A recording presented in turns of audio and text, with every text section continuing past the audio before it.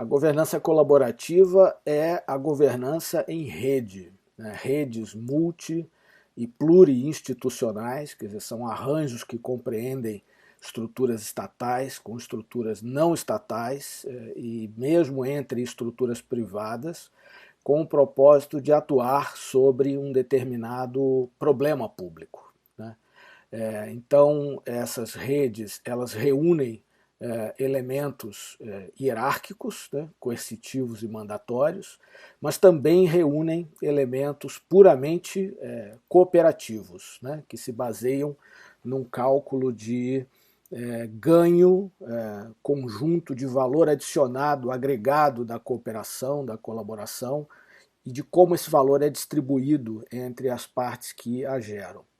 Portanto, a governança colaborativa é uma faceta, talvez a mais visível, daquilo que vem sendo chamado o Estado-rede, né? Um Estado parcerizado, articulado por meio de múltiplos relacionamentos estruturados ou parcerias público-privado, no sentido amplo, né?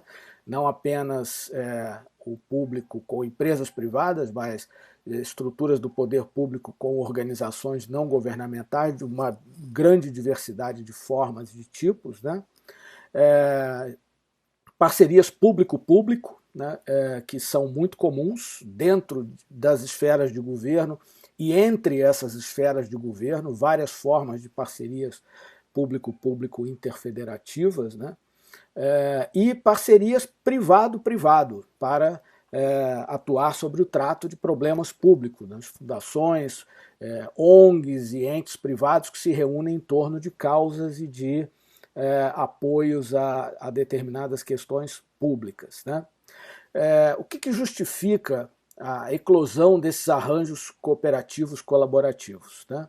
Grande parte das teorias vai enfatizar que isso é uma decorrência, é um modo de tratamento condizente da natureza complexa, no limite quase intratável, né, dos problemas públicos. Também são popularmente conhecidos como wicked problems, são problemas que estão na fronteira da intratabilidade.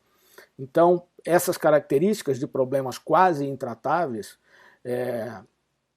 uma das decorrências dessas características é que nenhum ator na sociedade por si só é capaz de lidar com esse problema isoladamente. Então, o Estado por si só não é capaz de enfrentar e resolver esses problemas, nem a sociedade civil por si só, nem o mercado. Portanto, há que se pensar numa sinergia, num ganho coletivo de colaboração como a única maneira para que esses problemas possam ter um tratamento mais condizente, né? Como é que é a gestão desses arranjos em rede, né? É muito mais complexa do que a gente costuma pensar num arranjo puramente hierárquico. Na verdade, uma grande característica desses arranjos é que eles combinam questões e formas hierárquicas com formas colaborativas, né? E essa combinação é muito difícil de ser obtida, né?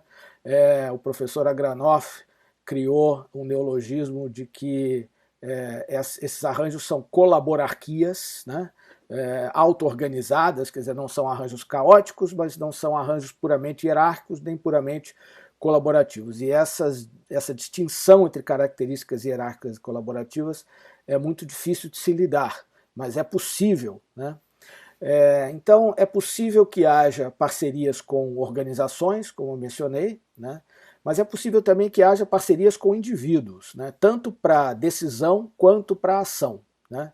E aí é uma questão interessante. Muitos autores vão distinguir parceria de outra relação contratual, como por exemplo do tipo fornecedor, né, e contratante, a partir da peculiaridade de que a parceria implica em algum espaço decisório. Ou seja, o parceiro não é alguém que vai estar a seu serviço, fazendo aquilo que o outro parceiro ou outras partes da parceria determinarem, mas é alguém que vai, de alguma forma, fazer parte de uma estrutura de decisão e de uma estrutura de ação. É claro que em parcelas muito variáveis, né? Haverá parcerias que vão ter uma ênfase maior sobre a ação e outras que vão ter uma ênfase maior sobre a decisão. haverá parcerias entre organizações com outras organizações e entre organizações e indivíduos, formas de voluntarismo, por exemplo, formas de decisão participativa, colaborativa, entraria nesse rol maior, mais amplamente falando das parcerias, né? Por que as parcerias acontecem em situações concretas, né? Basicamente, os grandes incentivos, né, às parcerias é a estimativa de que, se eu colaborar com outro, né, eu consigo gerar um ganho extra, e esse ganho extra poderá ser dividido de maneira justa e equânime entre as partes. Quando eu me refiro a ganho, obviamente não é apenas o ganho financeiro, mas o ganho em termos de capacidade de gerar resultado. Portanto, a gente está falando aí de a interdependência e a incerteza, elas estão por trás de quase todas as formas de colaboração, né? E é claro que os grandes agentes de construtores e tecitores dessas redes de cooperação são os líderes, né? A liderança é o primeiro grande fator de direcionamento de uma parceria, porque justamente cabe aos líderes vislumbrar essa possibilidade de ganho a mais em se articulando, em se parcerizando com uma outra organização ou com um conjunto de indivíduos, no sentido de maximizar os resultados e poder ter um benefício em troca, né? Então, esses processos de parcerização, normalmente, eles são movidos por três grandes motores, né? Então, há um motor que é o motor do engajamento com princípios, né?